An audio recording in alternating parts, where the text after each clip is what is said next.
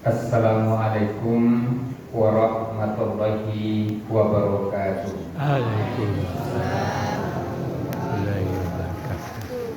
Bismillahirrahmanirrahim. Alhamdulillahilladzi anzala sakinata fi qulubil mu'minin liyazdadu imanan ma imanihim. Wassalatu wassalamu ala asrofil anbiya'i wal mursalin. Terpaksa tambah syaratnya satu.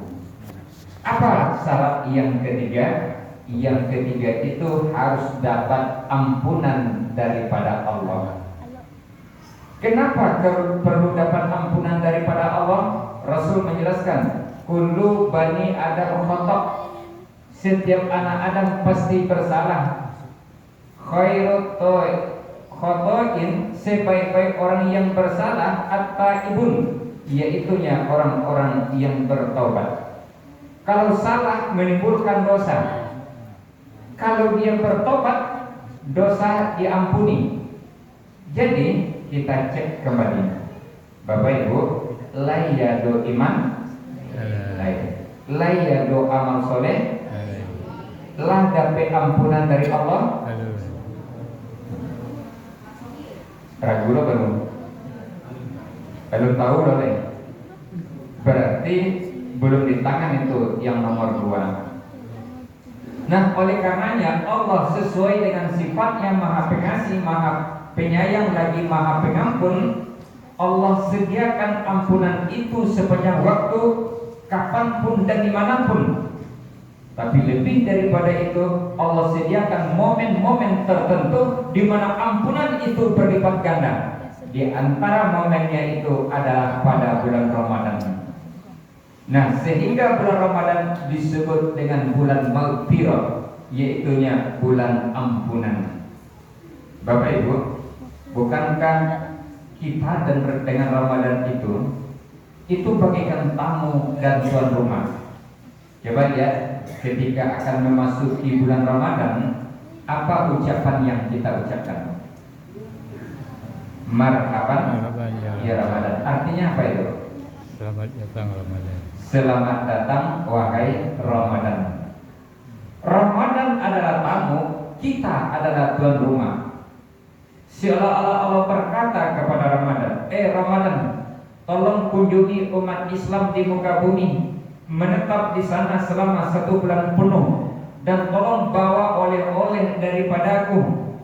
Sekian banyak oleh-oleh itu, satu di antaranya adalah ampunan. Rupanya Ramadan sebagai tamu, berjalan babua bati malenggang babua tangan, banyak bawa oleh-oleh daripada Allah. Salah satu di antaranya adalah ampunan.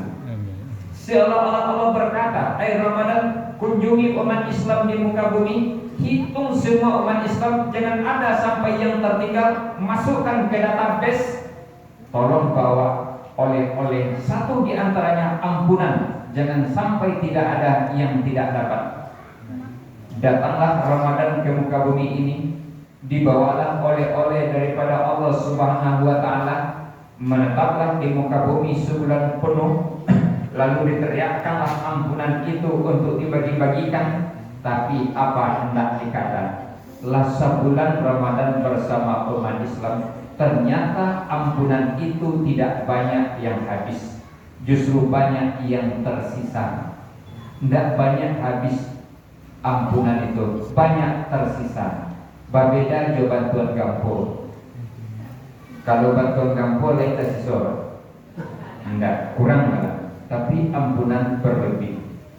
Oleh karenanya Ramadan menghadap kepada Allah, memberikan laporan pertanggungjawaban. Ya Allah, saya sudah menetap di muka bumi sebulan penuh di tengah-tengah umat Islam. Sudah saya teriakkan, sudah saya sebarkan ampunan itu, tapi ternyata banyak umat Islam yang tidak berselera dengan ampunan ini. Ini lebihnya dikembalikan oleh Ramadan kepada Allah. Bapak Ibu yang saya hormati, oleh karenanya sebetulnya orang-orang beriman itu dengan Ramadan itu bergembira ria dengan Ramadan itu. Seperti apa? Seperti orang dalam tahanan yang punya kesalahan, Walaupun tidak semua orang dalam tahanan salah, seperti Nabi Yusuf. Orang dalam tahanan bersalah, dia bergembira dengan tanggal-tanggal tertentu. Ada tidak tanggal-tanggal yang disenangi oleh orang dalam tahanan? Ada tanggal berapa? 7 Agustus. Bagaimana punya senangi tanggal 7 Agustus? Garansi.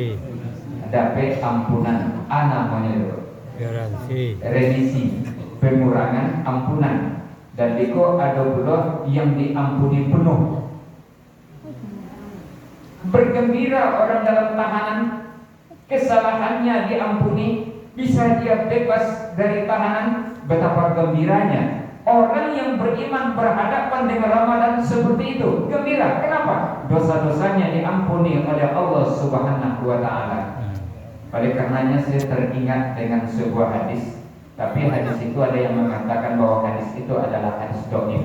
Tapi saya lihat isinya sangat berkaitan dengan ini.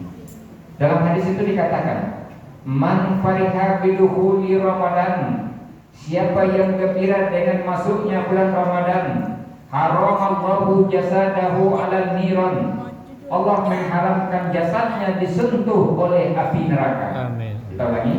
Siapa yang gembira dengan masuknya bulan Ramadan, Allah haramkan jasadnya disentuh oleh api neraka.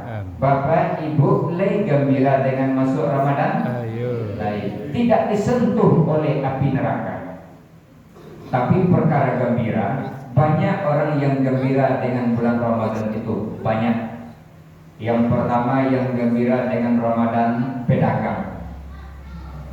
Pedagang gembira tidak dengan Ramadan? Gembira. Kenapa? Laris dagang. Dagangannya laku, omsetnya naik.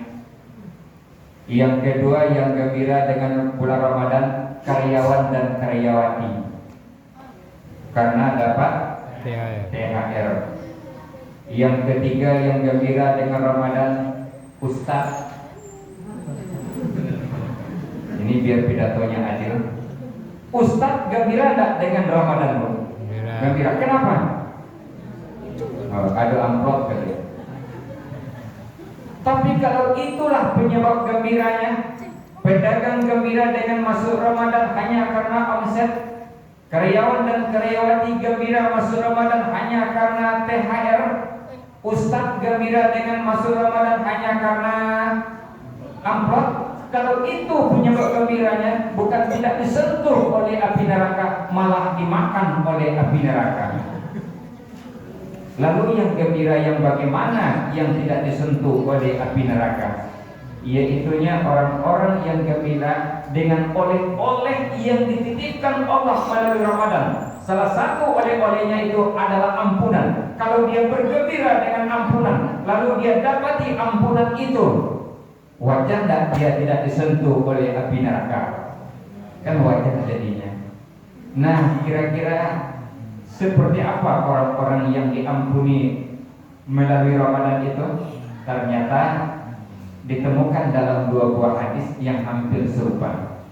Yang pertama, man shoma ramadhana imana wa ihtisab. Siapa yang puasa Ramadan dengan iman dan ihtisab, ghufira lahu ma taqaddama min dzambi, diampuni dosa-dosanya yang telah berlalu. Amin. Satu lagi, man qoma ramadhana imana wa ihtisaban. Siapa yang mendirikan Ramadan dengan iman dan ihtisab, ghufira lahu ma taqaddama min dzambi, diampuni dosa-dosanya yang telah berlalu. Rupanya orang yang melaksanakan puasa dengan iman dan ihtisab, yang mendirikan malam qiyam Ramadan dengan iman dan ihtisab, orang itu yang diampuni dosa-dosanya yang telah berlalu. Bapak Ibu, lain puasa jeriman kok? Lain. Contoh, kita puasa, kiri kanan kita ada orang bergunjing. Kita puasa, kiri kanan kita ada orang bergunjing. Kira-kira awak menghindar atau mendaki orang? Hindar. Siapa yang sanggup menghindar? Lalu. Yang puasa dengan iman, dia akan menghindar. Saya lagi puasa, saya bukan sekedar menahan lapar dan haus, tapi saya juga menjaga penglihatan, pendengaran. bagaimanapun hebatnya gunjingannya, bagaimanapun serunya gosipnya, tapi saya lagi puasa, bukan sekadar menahan lapar dan haus, tapi juga menjaga pendengaran. Ditinggalkannya orang bergunjing itu karena dia puasa dengan iman. Nah, kan lain serupa itu awak sadonya ya, Bu. Nah, berarti puasanya juga iman itu. Kecil satu saja contohnya. Yang kedua, ihtisab.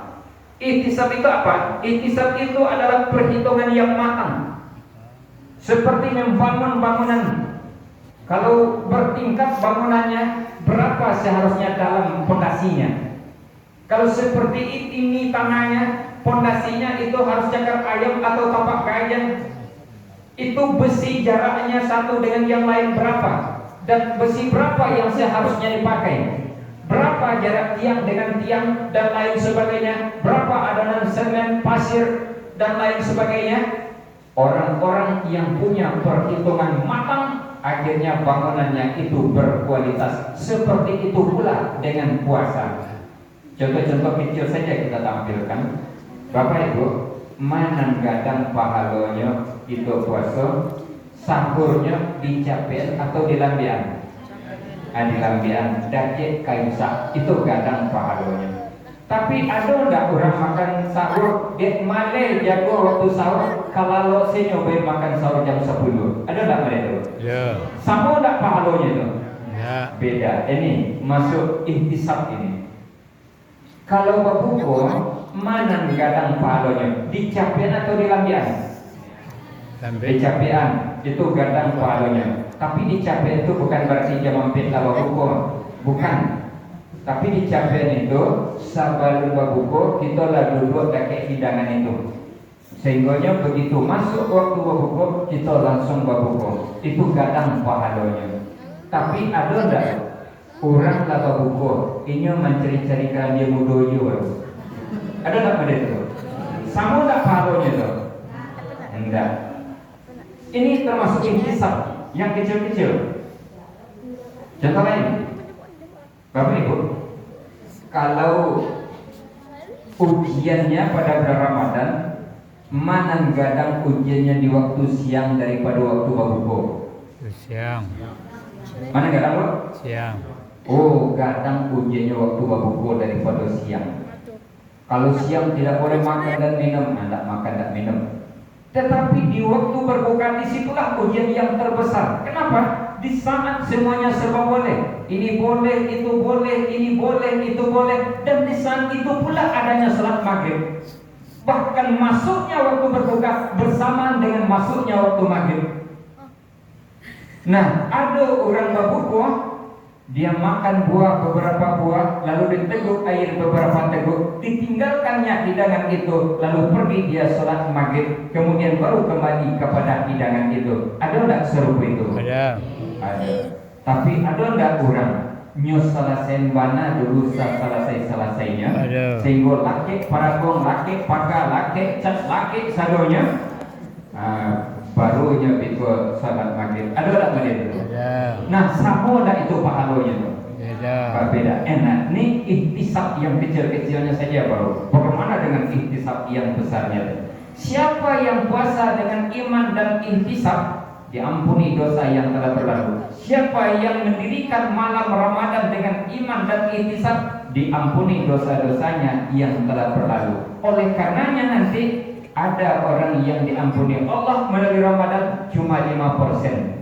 Ada yang 10%, ada yang 30%, ada yang 50%, ada 75%, dan ada yang diampuni 100%, dan ada yang diampuni seketik juga. Serupa dosanya masuk Ramadan, serupa itu pula keluar daripada Ramadan. Tidak ada pengampunan yang ada pada dirinya. Sehingga dikatakan kam min su'imin, berapa banyak orang yang puasa, laisa lahu, dia tidak memperoleh apa-apa dari puasanya, ilal ju'a wal atas, kecuali sekedar lapar dan haus saja. Dia tidak dapat ampunan sedikit pun. Oleh karenanya, Bapak Ibu, ingin tak Bapak Ibu diampuni keseluruhan dosanya? Ingin. Kalau ingin diampuni keseluruhan dosanya, itu ada satu cara yang dilakukan di dalam Ramadan sehingga seluruh dosa itu bisa diampuni. Nah, insya Allah iko kita sampaikan 5 tahun yang akan datang. Ini waktu kan Nabi kan? Nah Nabi, jadi ceramahnya kita tutup ini. Kita sampaikan nanti 5 tahun yang akan datang. Lebih dan kurang mohon maaf. Assalamualaikum warahmatullahi wabarakatuh. Waalaikumsalam warahmatullahi wabarakatuh.